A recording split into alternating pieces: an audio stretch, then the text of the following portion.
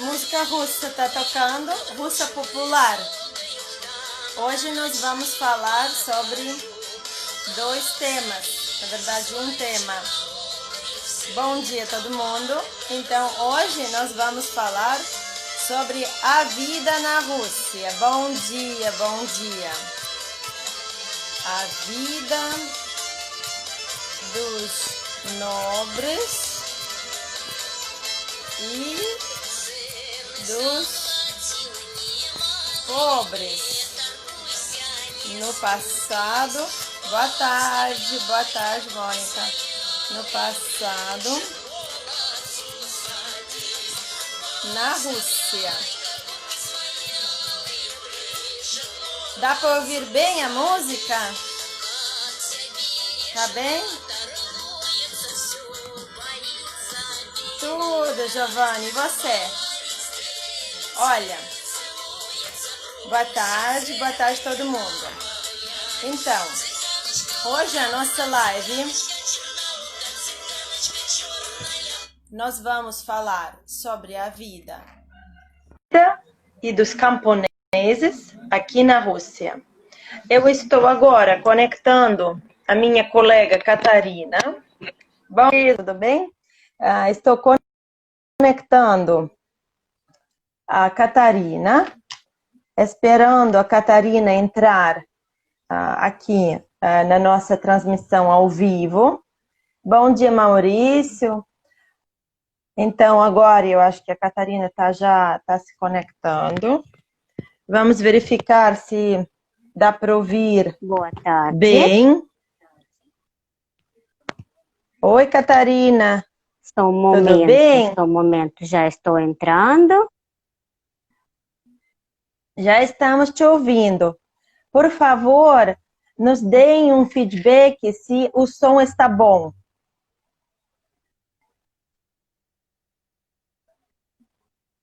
Boa tarde todo mundo. Nós estamos esperando a Catarina entrar, que hoje nós vamos falar... Leva, привет! Hoje nós vamos falar sobre duas coisas. A Catarina vai falar para vocês sobre a parte da sociedade nobre. Bom dia, bom dia. E tá ótimo, obrigada. Sobre a parte dos camponeses.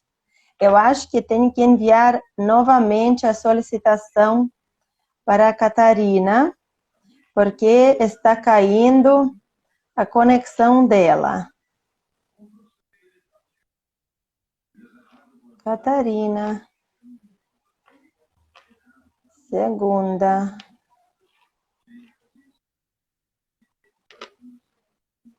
Aqui. Estou convidando a Catarina de novo, gente, porque alguma coisa...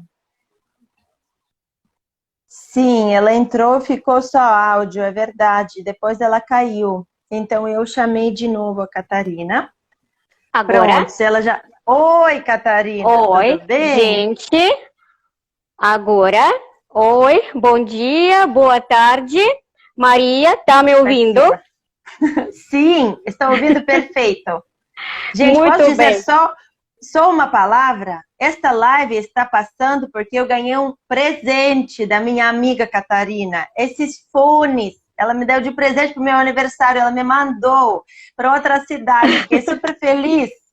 Quero agradecer no público a Catarina. Ótimo. Foi uma surpresa muito grande. Sim, foi um prazer todo meu. Agora podemos fazer a nossa live.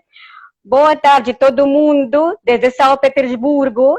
Aqui já 8, quase 9 da noite, mas estamos com sol, porque agora em São Petersburgo estamos com noites brancas. E temos sol de meia-noite, que de vez em quando pode atrapalhar um pouquinho a imagem, porque aqui tem sol por toda parte. Impossível. E outra coisa, dá para ver que mudamos um pouco da localização. Já não estou no meu apartamento de São Petersburgo, estou na típica casa de madeira. Maria vai falar hoje como que está esta casa, como que viviam aqui as famílias dos camponeses. E aqui que o internet de vez em quando pode falhar, por isso peço desculpa com antecedência, mas vou tentar todo o meu possível com a ajuda de Deus. Jesus Cristo Pantocrator está conosco, abençoando a nossa live e vamos começar. Boa tarde, Mônica. Boa tarde, Maurício. Quantos amigos aqui? Esta live foi feita de acordo com seus pedidos, que queriam saber como que era a vida dos como que era a vida da gente na época dos czares. Como que era a sua rotina diária? Bom, apesar de que a época dos czares, época das belas damas, dos cavaleiros, dos duelos, das camponesas Cinderela já tinha passado e já faz parte da história, a gente continua tendo muito interesse como que era a rotina diária na Rússia daquela época. Como já sabem, a sociedade russa era muito dividida socialmente naquela época. A maioria da população, 80%, boa tarde, Anete, 80% fóramos camponeses, muitos deles foram camponeses servos, camponeses escravos, e 5% era a nobreza, a elite, a aristocracia. E, bom, vamos fazer agora uma viagem no tempo e imaginar, ver como que era a rotina diária de uma típica família nobre naquela época. Primeiramente, tem que dizer que a vida da nobreza, da família, era fortemente dividida na parte feminina e na parte masculina. Ou seja, existia mundo dos homens e mundo das mulheres. Um detalhe, gente, os esposos nobres nunca dormiam juntos.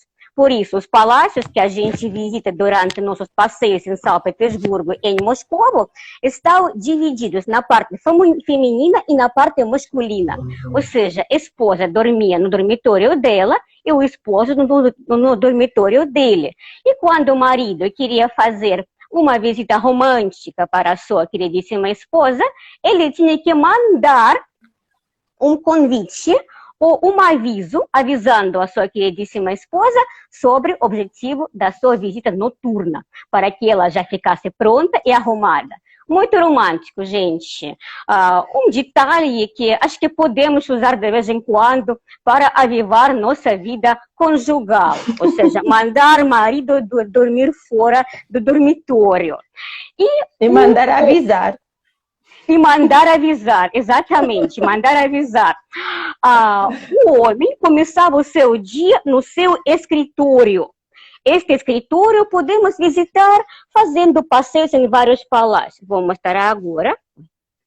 Sol de meia-noite está atrapalhando, mas vou fazer assim. É escritório do príncipe Yusupov, do Palácio dos Yusupov de São Petersburgo, onde o homem começava o seu dia trabalhando com os documentos, recebia as visitas e tomando um shot de licor de cereja ou licor de anis. Remédio muito recomendável pelos médicos de antes para prever ataque cardíaco, uma doença daquela época. Outro escritório, vou mostrar Oi, Giovanni. Obrigada, querida. Escritório do príncipe Alexandre Menshikov, amigo do Pedro I o Grande. Bastante chique, bastante luxuoso. Nesses escritórios, os homens guardavam seus documentos, dinheiro e de vez em quando também podiam dormir, aquelas noites quando a mulher ficava fora do serviço. E o que fazia, entretanto, a mulher? A mulher nobre teve a vida muito, muito ativa, porque o papel Obrigada. O papel social da mulher mudou bastante. Se o escritório, vou levantar aqui o escritório do príncipe Alexandre Menshikov, gente, daqui a pouco as fronteiras ficarão abertas e podemos visitar todos estes palácios. As conversas atrapalham. Eu vou tentar deletar agora as conversas. Eu sei que é possível. Eu vou... como que a gente faz? A gente desliga por enquanto os comentários e nós vamos ligar talvez no final, 10 minutos antes do final, para vocês poderem colocar as suas perguntas. Acho Sim, bom gente. assim para podermos mostrar. Vamos desativar os comentários. Então, eu estou desativando os comentários, não é porque a gente não quer ouvir as suas perguntas, é para podermos mostrar tudo que preparamos para mostrar. E 10 minutos antes do final da live, vamos ligar os comentários para poderem colocar as suas dúvidas, tá bom? Perfeito, perfeito, gente. Obrigada, Maria. Mostro mais uma vez o escritório do príncipe Alexandre Menshikov. Todos esses escritórios, todas estas salas pode visitar, porque museus da muita nobreza, de muitos nobres, agora os palácios de muitos nobres agora são museus públicos que podem ser visitados. Então, o que fazia, entretanto, a mulher? Como que a rotina diária? Como eu já disse, o papel social da mulher mudou bastante depois do Pedro I o Grande. Antes do Pedro, a parte da mulher era apenas igreja e crianças, e cozinha de vez em quando. Depois do Pedro, a mulher conseguiu virar um membro independente da sociedade. E a sua vida era muito ativa e muito ocupada pelas diferentes coisas. Primeiramente, porque ela tinha que organizar o trabalho e funcionamento de muitos funcionários, muitos criados e muitos escravos no seu palácio. Como disse o autor deste livro, escrito em russo, este livro conta sobre a vida secreta do palácio dos príncipes Yusupov. Os príncipes Yusupov tiveram 100 empregados domésticos, 100. A metade, 50, foram servos propriedade dos donos. E outra metade foram criados funcionários contratados, que recebiam salário. E a manhã da mulher começava com sugestões, mandamentos e ordens que ela dava para seus criados. Onde ela começava o seu dia? Na sua sala de toucador, arrumando-se, preparando para o dia. Vou mostrar aqui mais uma foto. Vou aproximar aqui um pouquinho. É o jogo de toucador da czarina, da mulher do czar Paulo I. É um kit onde tem vários frasquinhos para creme, para perfumes, para várias coisas de maquiagem daquela época, e também tem xícaras de chá e de café, porque o processo, quando a mulher se arrumava, podia demorar horas a fio, e a mulher nobre podia ficar com fome ou com sede, e podia tomar um chazinho, um cafezinho, quando a sua camareira, a sua faxineira estava ocupada com seu cabelo ou com suas roupas. Mas a mulher não perdia esse tempo à toa, ela dava sugestões para os seus criados e também recebia visitas. Vou mostrar aqui o retrato da mulher muito bonita daquela época. Quem tem aulas com Maria sobre literatura russa vai reconhecer aqui a lindíssima Natalia Goncharova, a mulher do poeta russo Alexandre Pushkin. Mulher nobre e mulher bonita. Uma vez, o agente de Alexandre Pushkin lembrava que ele fez uma visita ao poeta na hora de manhã e queria falar sobre assunto financeiro sobre ele. O agente do Pushkin, o agente literário, estava ocupado na edição dos seus livros. Mas Pushkin era um gênio, era poeta e não queria se mexer com assuntos práticos. Quem se mexia com assuntos práticos era a mulher dele, a belíssima Natália. E o agente escreve que quando ele falava com a mulher do poeta, ela estava arrumando o seu corpinho. Isso era bem normal naquela época, receber visitas arrumando o corpinho. Essa tradição veio à nobreza russa desde França, porque a França, naquela época, era como Estados Unidos agora, padrão para tudo. para a moda, para a vida social, para a arquitetura, para a música. E mais outra tradição francesa veio à Rússia, receber os convidados na cama, no dormitório. Por isso, os dormitórios dos palácios são tão chiques. Aqui, outra foto. Dá para ver bem, Maria? Dá, você pode aproximar um pouquinho mais. Mais para baixo. Aqui. Tá bom, tá, maravilha. Aqui, a cama do Palácio de Paulo I em São Petersburgo, onde ele e a sua esposa podiam receber os convidados ficando deitados na cama. Então, de manhã, a mulher estava ocupada com os assuntos da organização da sua casa. À tarde, recepções de bailes e cada ficava mais crianças. Bom, a vida da criança nobre era bem difícil naquela época. Sinceramente, eu não gostaria de ter nascido naquela família nobre e ser criança, porque as mães não se ocupavam com suas crianças. Se podiam encontrar 2 vezes por dia, por 2, 3 minutinhos, para beijinho de bom dia e beijinho de boa noite. O restante do tempo, a criança estava com suas babás, professores de dança e outros funcionários de casa. As crianças nobres não foram crianças mesmo, foram os pequenos adultos. Como a prova disso, vou mostrar aqui um retrato. Este retrato de um artista russo, Vishnyakov, fica no Museu Russo. Aqui fica um menino que tem... Maria, como você acha? Quantos anos ele pode ter, este menino? Uns 8. 8, ele tem 6 anos. 6 anos.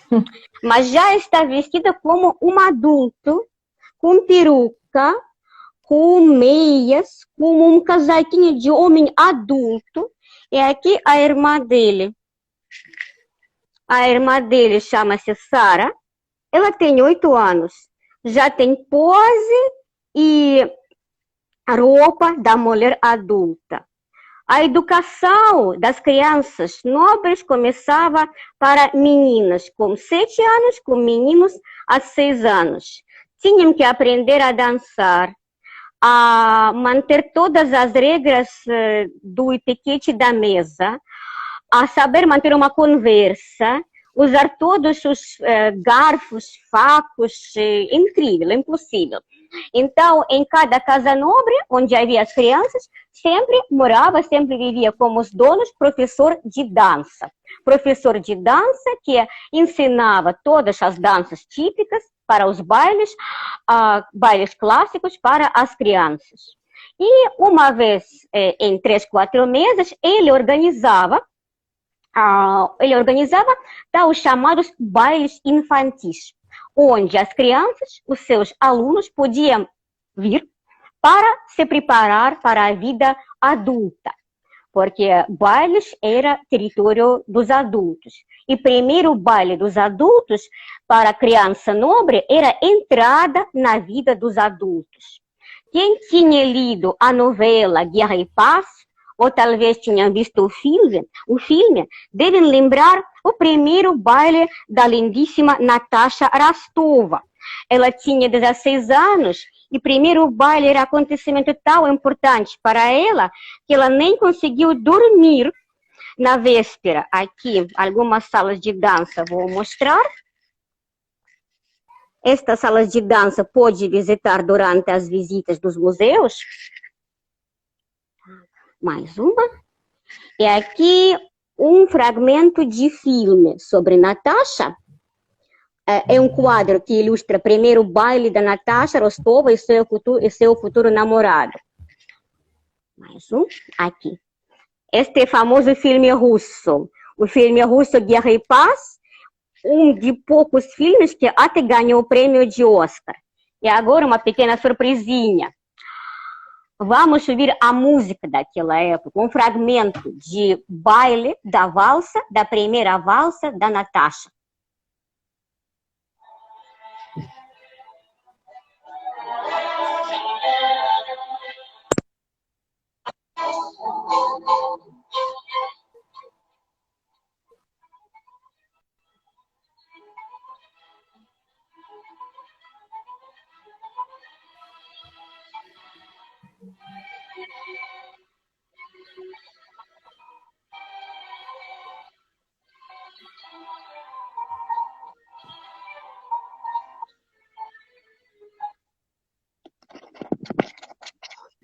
Vou colocar o fone de novo.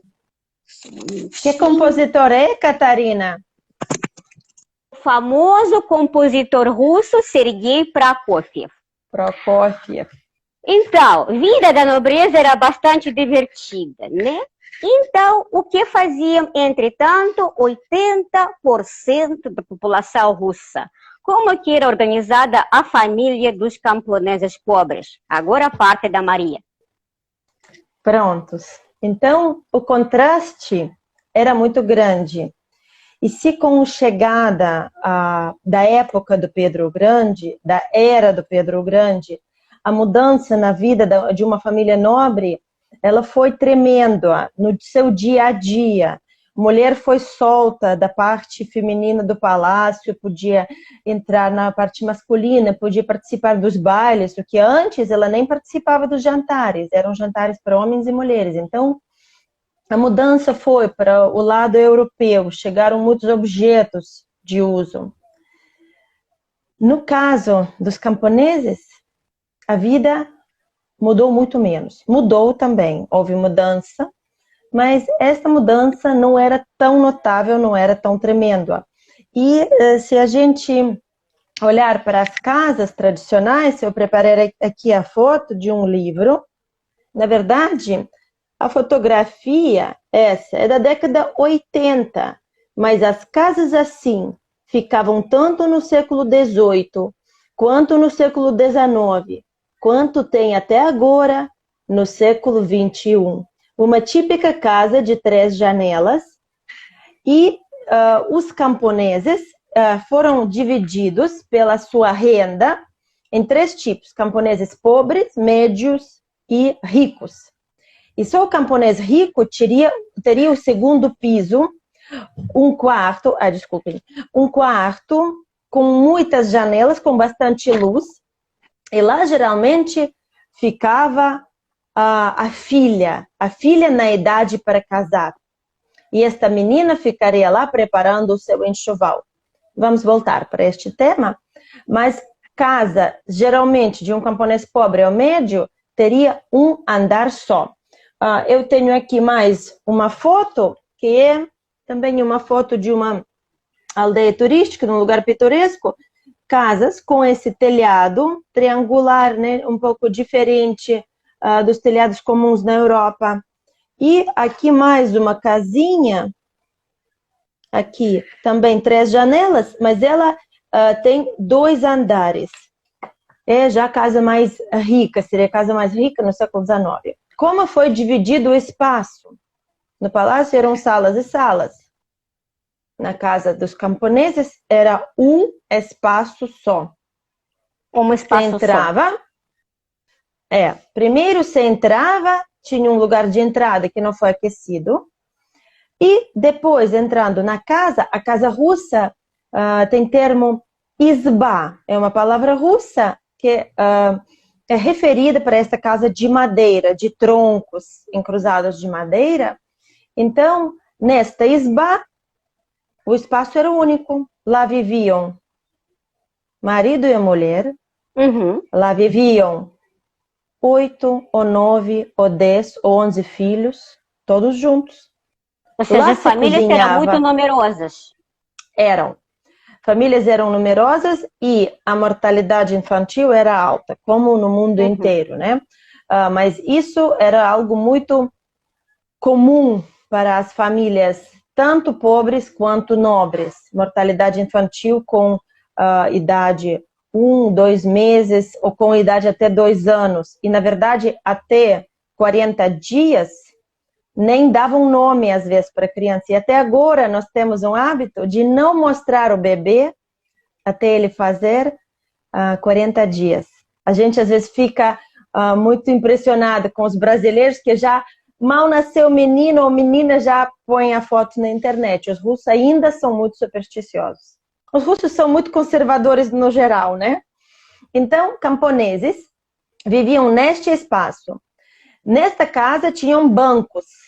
Bancos serviam para se sentar de dia e para dormir neles de noite. Teria banco do dono de casa. claro que do pai da família. E teria um lugar, um espaço reservado para a mulher. Que lugar seria? Cozinha, gente. Nada de diferente. Então, como era a vida? Na verdade, a vida era muito diferente no verão e no inverno. Sabemos perfeitamente que no verão nós temos temperaturas altas e podemos trabalhar no campo, podemos plantar. Enquanto no inverno os trabalhos param. Quais eram as datas, os períodos? Acreditava-se que a época de primavera, quando já podia se começar, podia se preparar para trabalhos agrícolas, começava depois da Páscoa. Passavam casamentos e logo depois começavam os trabalhos no campo. 14 de outubro começava a época de inverno. Oi, Catarina caiu. Vou ter que convidar a Catarina de novo, gente. Só um minutinho. E então, quando era verão, o pessoal se levantava de madrugada com galos. Os galos serviam de relógio. Aqui na Rússia amanhece no verão muito cedo. São Petersburgo não tem nem noite. Nós aqui em Moscou não temos esse luxo de noites brancas, mas agora em junho, 21 de junho é o dia quando o dia é mais longo, a noite mais curta. Então a noite é uma hora, 4 horas só, né? Então levantavam-se às 4 da manhã, as famílias todas tinham gado, tinham galinhas, vacas para leite, porco, tinham porcos, né? Cabras, podiam ter ovelhas, gansos, patos, e todo esse gado e outros animais domésticos precisavam ser cuidados. Cuidavam os dois, marido e mulher. Geralmente, o maior trabalho era preparar a comida. Realidade que não existe no Brasil, né? Tem pasto o ano inteiro. Na Rússia não funciona. Você, no verão, tem que preparar o feno suficiente para eles comerem, para a vaca comer o ano inteiro, depois, durante o tempo do frio. Então, eles ficam no estábulo. Tem que limpar, tem que tirar leite. Depois, a mulher vinha cozinhar. Na casa russa, o centro foi dedicado para o forno russo, para a lareira, mas não é lareira. Forno russo é uma construção que tem 2 metros de comprimento, é de tijolo difratado, 1 metro mais ou menos de largura, e em torno de 1,5 metro de altura. É um lugar que esquenta a casa no inverno, é o lugar onde se cozinha, é o lugar onde se deitam os doentes, crianças ou velhos. Então, a mulher começava a cozinhar. A comida principal era pão e tinha muitos rituais. No geral, a vida do povo foi ligada com muitos rituais que vêm ainda da época do paganismo. Então, preparação da massa para o pão. Era massa que tinha que ficar 2 dias. E preparavam pão, geralmente, 1 vez por semana ou 2 vezes por semana. E acreditava-se que em casa tem que ter pão, e pão ter que estar na mesa. Mesa, outro lugar central da casa.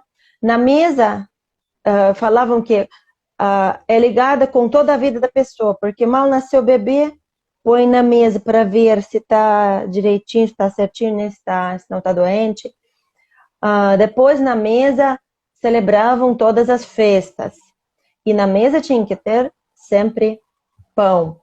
O sal aparece muito mais tarde, depois do século XVII, na mesa russa, só primeiro na mesa dos czares, e só mais ou menos no século XVIII, vem para dia a dia das famílias pobres. Então, pão e sal, símbolos de hospitalidade russa.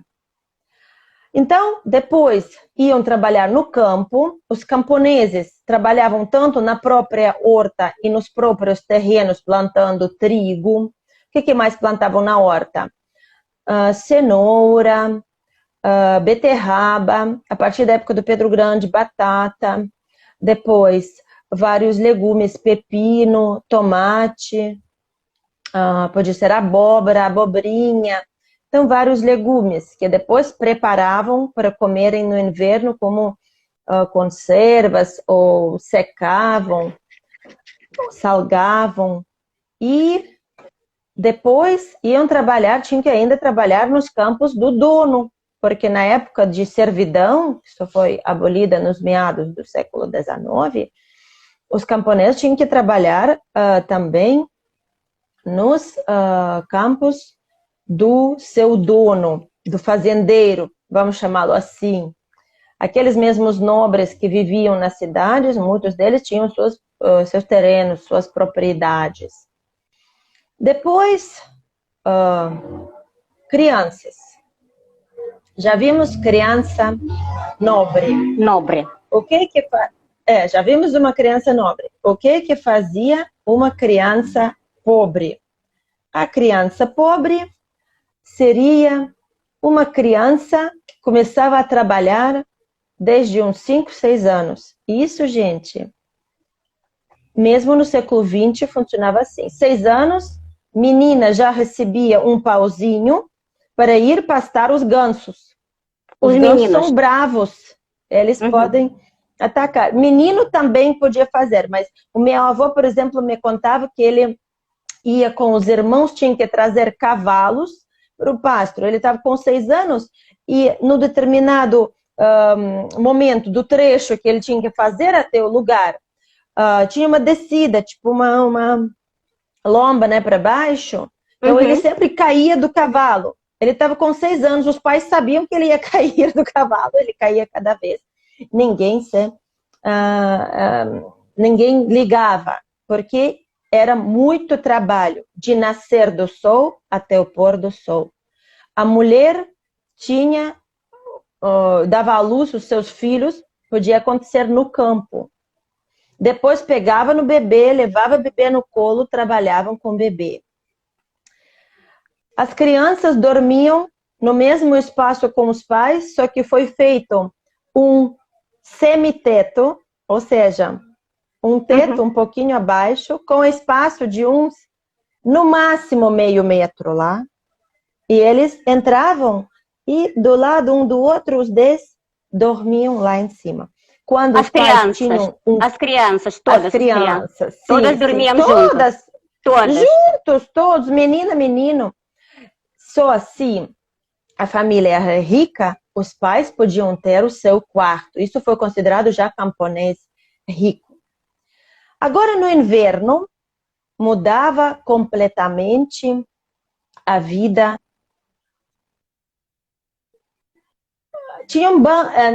Podiam ter uma cama, podia ter cama com colchão de pena de ganso e pluma de ganso. Mas isso seria já família rica. Catarina, a sua voz está caindo. Olha, agora melhorou. Eu acho que melhor você ficar, não mexer. Ficar no lugar. Agora, no inverno, mudava tudo completamente. No inverno, amanhece quase às 9 da manhã e anoitece já às 4 da tarde. E então, tá melhorou. Mas não tá seguro. Tá travando um pouco. E então, os camponeses faziam vários artesanatos, porque as noites eram longas, neve por todo lado, neve. A única coisa que eles podiam ter que fazer é cortar a lenha, de novo alimentar o gado, mas não tinha trabalhos no campo. E eles faziam artesanatos. Primeiro faziam roupas e sapatos. A mulher sempre tinha tiara em casa, tecelava. Meninas começavam a preparar o seu enxoval a partir de 6 anos. Tecelavam, bordavam, podiam bordar de miçanga. Como eu mencionei num dos stories, as mulheres nobres bordavam também, mas sempre bordavam de fio de ouro, porque só podiam as mulheres aristocratas tocar neste fio. Meninas comuns bordavam de fios comuns. Preparei aqui um trabalhinho para mostrar. Até agora bordamos. Estou aqui com o kit de miçanga. E olha, uma coisinha que fiz recentemente bordando. É de miçanga. Vai ser um broxinho. Então, essa tradição está até agora. Também os homens. Os homens podiam preparar os sapatos. Como se vestir? Ah, que lindo! Muito lindo! Você que bordou, Catarina? Muito bonito. Tá. Agora os homens faziam os sapatos como era o calçado dos russos. Na verdade, no verão, a grande maioria andavam todos descalços. Mas quando chegava o tempo mais frio, não era ainda no inverno. Usavam sapato de tiras, de casca, de árvores.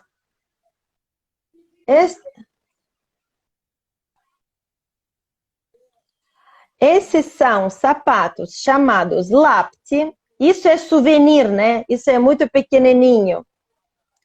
É de pendurar. Mas olhem só. São tiras. Tiras podiam ser da casca de bétula. Podiam ser casca de tília.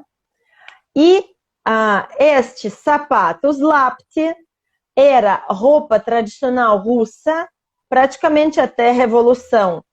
Os homens teriam uma forma, e esta forma tinha feminina, masculina ou infantil, forma de madeira. E começava a fazer os sapatinhos. Embaixo, o pé, eles amarravam com um pano branco. Amarrava e depois punha esses sapatos. Então, isso fazia no inverno. O que mais? Toda a casa russa é feita de madeira. E todos os instrumentos em casa, tudo que se usava, louça, talheres, colher, garfo, começavam a usar na Rússia muito tarde, só depois do Pedro Grande. Como o ensopado. Então, usavam só a colher. Então, colheres faziam de madeira. Pratos faziam de madeira ou de barro. Isso também fazia homem. Todos os instrumentos de trabalho no campo faziam os homens em casa. Tudo de madeira. E começavam a decorar estas peças. Eu vou mostrar uma das artes russas. Na verdade, é um tema à parte, mas vou mostrar. Isso é um saleiro, pode ser ou para guardar açúcar. É uma arte popular russa chamada Khokhloma, pelo nome do lugar. Então, é um potinho de madeira com esse fundo bonito dourado. Ele é pintado à mão e lacado por fora. Fundo sempre preto, tintas dourado, verde, vermelho. E disso podiam fazer várias coisas. Colheres pintadas muito bonitas. Aqui tenho também, por exemplo, isso é para sal, né? Ou para pimenta. Um cogumelozinho, né? Também tenho aqui a famosa boneca russa. Já não é Khokhloma, mas ela é também pintada. Matrioshka. Ela apareceu muito tarde, só no final da década 1890, mas também pintavam. ela é também feita de madeira, aqui dá para ver melhor, né? Tem várias dentro. Tenho mais brinquedos que não abrem. Por exemplo, é uma típica personagem de contos de fada russos. É uma Baba Yaga, uma bruxa russa. E tem aqui um sapinho da bruxa, aqui, ó. Tudo madeira, gente. Contos de fada era outro passatempo. As pessoas sentavam, contavam contos de fada. Que mais faziam as pessoas que iam nas cidades, Catarina? Porque tinha pobres que viviam nas cidades. O que faziam eles? Bom, o que faziam os pobres, ou seja, os camponeses, que não eram o elite, que moravam nas cidades, que viviam nas cidades? Eles trabalhavam para os nobres. Como eu já disse, num palácio de um nobre russo, podiam morar ao mesmo tempo sem criados, sem funcionários. Existia uma diferença entre as pessoas que moravam na casa de um nobre. Era o chefe deles, chamado de maneira francesa maître d'hôtel, o manobrista.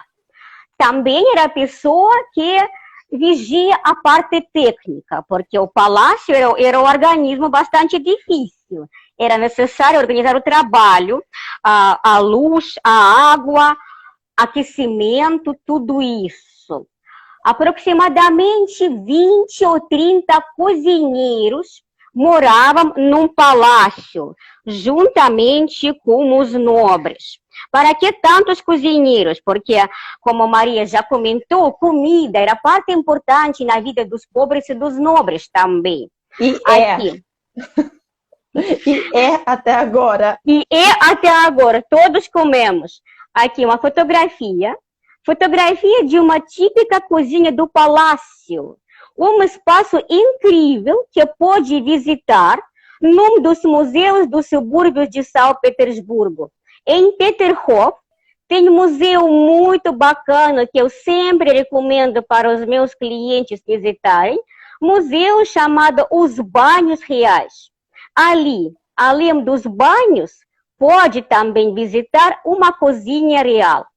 Dá para ver que a cozinha imperial estava dividida em muitos espaços. Poderia ser uma cozinha só um espaço com várias divisões, ou também poderia ser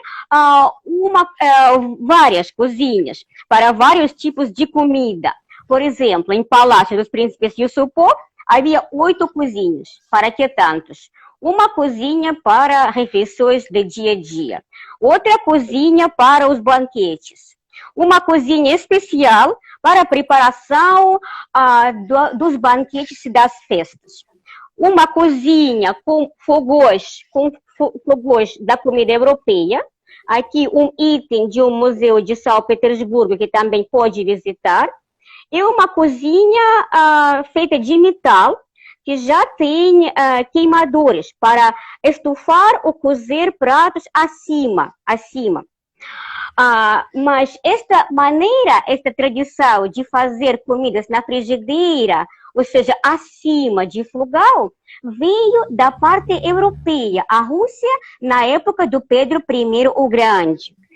Mas os nobres também comiam os pratos da comida russa. E pratos da comida russa se preparam onde, Maria? Em que tipo de lareira? Forno russo. Forno russo, exatamente. Aqui o forno russo. Vou aqui aproximar um forno russo. Até agora a gente usa bastante. Essa fotografia de um restaurante moderno que fica em Moscou, mas os seus donos têm um forno russo porque alguns pratos da comida russa só pode preparar dentro desse forno. Que pratos são, Maria, que podemos preparar só no forno russo? Eu acho que bolinhos, no primeiro lugar, tudo que tem que assar, né? Uhum. Depois, um típico ensopado russo, que vem com carne, batata, cogumelos, legumes. Chamado shi. Shi seria a sopa, ensopado Ah, seria ensopado. aquilo que se faz no pote, né? Aquilo que a gente chama de jarkoi em russo. E claro que as sopas russas seria borscht e shi, né? As duas coisas que são mais provados aqui na Rússia. Bom, então, 8 cozinhas. Depois, outra pergunta que sempre interessa os meus clientes: cadê ficaram os banheiros? Como que era o banheiro dos nobres russos? Bom, banheiros também foram bastante chiques. Banhos e banheiros foram de maneira exclusiva. Aqui mais uma foto de um chuveiro com piscina que fica nos banhos reais, também neste museu de Peterhof, que recomendo visitar. Aqui, este é o museu por fora. Assim foram os banhos reais. De vez em quando os banhos ficaram fora dos palácios. Aqui, o espaço de uma típica sauna russa. É uma sauna russa do palácio. Ou seja, os nobres, os ricos, também podiam tomar essa. Claro. Então,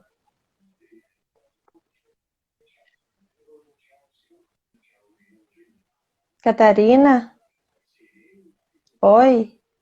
Acho que está caindo um pouquinho, mas posso dizer que banho russo, em russo a gente fala banha, a sauna úmida, era um passatempo muito importante, tanto na vida dos nobres, quanto na vida dos pobres. Sempre uma vez por semana tomavam banho. De limpar o corpo e, através de limpeza do corpo, limpar a alma de todos os pecados. Então, eu vou ligar de volta os comentários para poderem colocar as suas perguntas.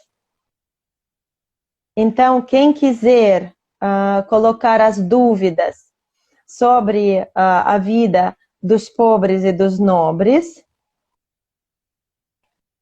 a gente está disposto de responder. A Catarina está caindo de novo. Não sei o que está passando. Uma vez por semana o banho. Sim, naquela época antiga, o banho durante o período de inverno, porque tinha que usar muita lenha, né? Só que, gente, a ecologia, o ambiente era diferente. E a minha avó sempre me falava o seguinte: quando eu era pequena e morava na aldeia, eu tomava banho uma vez por semana e o meu cabelo estava limpo. Hoje em dia estou morando na cidade, estou tomando banho todos os dias e o meu cabelo suja muito mais rápido. Então a realidade era diferente. Mas no verão, claro, as pessoas tomavam muito banho de água doce. Teremos que começar a aula no WhatsApp.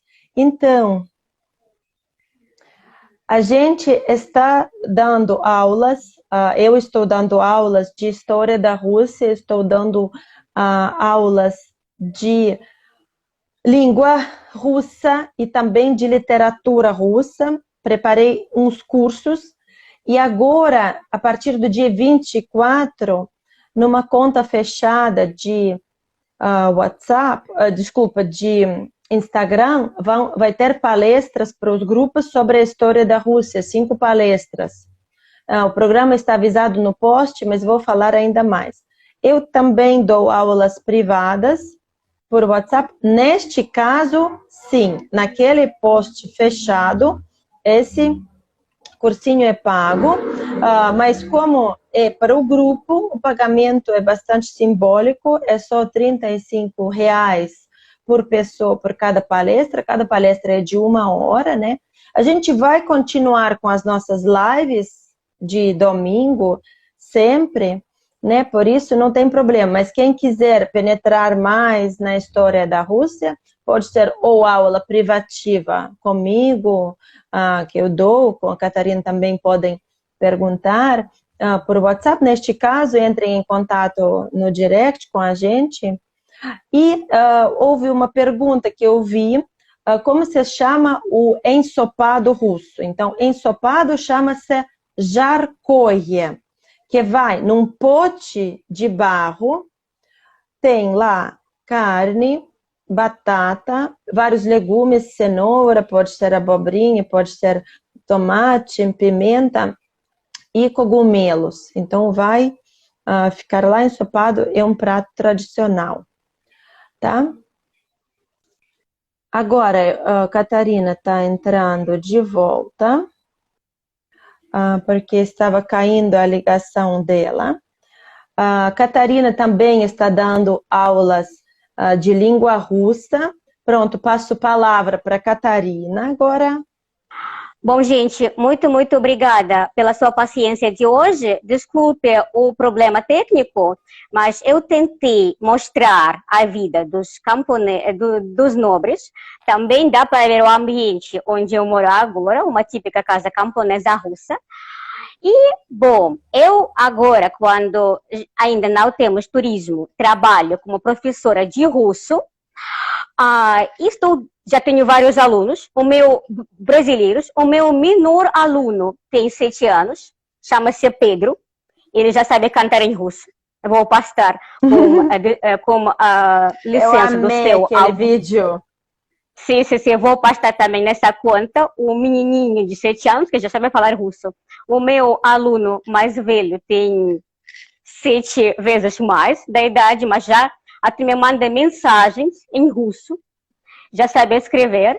E russo é bastante fácil, bastante divertido e bastante útil, porque nossa colaboração entre a Rússia e o Brasil está crescendo sempre. E a partir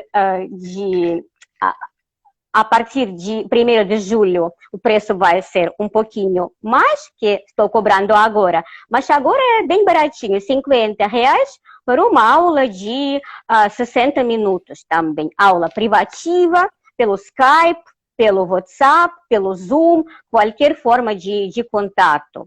Tenho livros didáticos, tenho manuais, tenho toda a informação e tudo isso é possível começar quando vocês quiserem. Me podem mandar o direct, a mensagem e vamos começar a aula também. E nossa próxima live tradicional do domingo será às 14 horas sempre. O tema é ainda uma surpresa, por isso, por favor, verifiquem as notícias.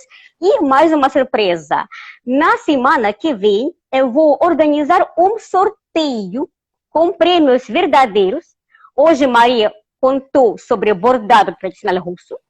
Ainda é possível fazer um bordado desses. Esse também fez a minha avó. E muito lindo o galo. Sim. Qualquer um pode fazer. Eu vou colocar no sorteio 3 kits para bordado desse tamanho para os seguidores da Catarina e Maria. Então, sejam bem-vindos também. E, bom, gente, obrigada pela sua atenção. Estamos também aguardando os seus comentários, o seu feedback. E, bom, Maria, alguma sugestão para a gente que querem... o Pedrinho está na live. Sim. Que ótimo! Nosso seguidor Pedro o Pequeno, porque eu sou Catarina a Pequena. Tem Kizar Pedro o Grande, também temos Pedro o Pequeno. Sim. Bom, Maria, onde a gente pode visitar em Moscou museus para saber mais informação sobre a vida cotidiana dos russos? Então, nós também temos museus muito interessantes. Eu sempre sugiro visitar o Palácio do Czar Alexei Mikhailovich, porque ele revela a vida de antes do Pedro. Eu tenho no meu Instagram, eu tenho postado algumas coisas sobre este museu. É um museu que revela como se viviam quando tinha parte feminina, parte masculina. É um palácio de madeira, época pré-Pedro, lá passou a infância do Pedro. Temos também Casa-Museu dos Boiardos Romanovs, um palácio também do século XVII, onde viviam os avós do primeiro Romanov Mikhail. Nós também temos museus perto de Moscou que revelam a vida dos camponeses. Neste caso, o maravilhoso Museu de Arquitetura de Madeira em Suzdal. Durante a visita pelo Anel de Ouro, é cidade que fica a 230 quilômetros de Moscou, eu sempre recomendo visitar se tiverem tempo, se tiverem 2 dias para sair de Moscou e visitar 4 cidades, é muito interessante. E nós também temos casas, museus de famosos escritores. Claro, casa-museu do Leon Tolstói, como vivia o Leon Tolstói, como viviam os seus filhos, as coisas dele, da esposa. Temos casa-museu do Anton Chekhov, agora em restauração, mas daqui a pouco deve abrir. Maravilhosa mansão, linda demais no estilo Art Nouveau, casa-museu do Maxim Gorky. Tem 2 coisas, porque foi construída por um milionário russo, para ver como vivia esse milionário, Ryabushinsky, porque ele mandou fazer esta casa, e também fala sobre a personalidade e a vida do escritor famoso russo e soviético Maxim Gorky. Também temos Palácio de Banho, muito interessante, Sanduny, que é banho chiquérrimo, também, como em São Petersburgo, a Catarina mencionou. Então tem também. E 3 minutinhos, eu já vou me despedir antes do negócio cair, tá, gente? Muito obrigada, agradeço a atenção de vocês todos. Passo a última palavrinha para a Catarina dizer um tchau, tchau para vocês, porque faltam 2 minutinhos para a live acabar. Bom, gente, muito obrigada. E eu não posso sair daqui sem mostrar o meu objeto favorito do meu museu favorito de São Petersburgo, Banhos Reais, que já mencionei de hoje. Maria, o que é isso? Você sabe dizer? Sabe que não estou vendo direto? O que é isso? Não, eu não sei. Sou russa e não sei o que é isso. Sou guia e não sei o que é isso. É pinico portátil. Pinico portátil. Coisa que sempre acompanhava cada mulher nobre. Feita de porcelana, decorada com pedras preciosas de vez em quando. Em nome desse pinico portátil, Burdulho. Porque esse nome é francês, eu vou contar numa das minhas postagens. E bom, para acabar, vou pôr mais uma musiquinha dos bailes também.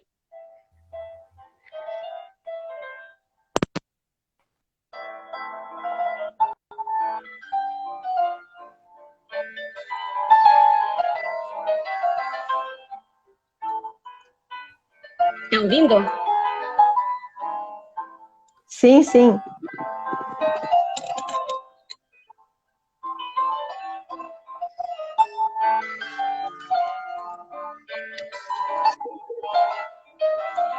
E uma musiquinha dos bailes chamada polonesa.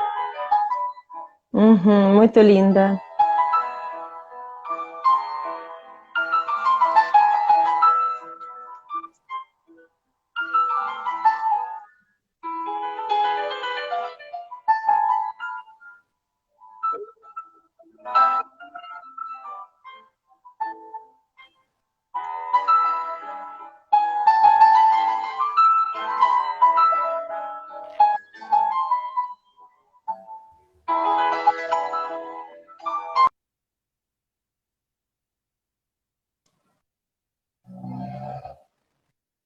Acho que a Catarina caiu. Faltam 22 segundos, gente.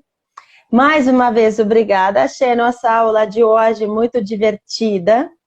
Eu espero as próximas serem também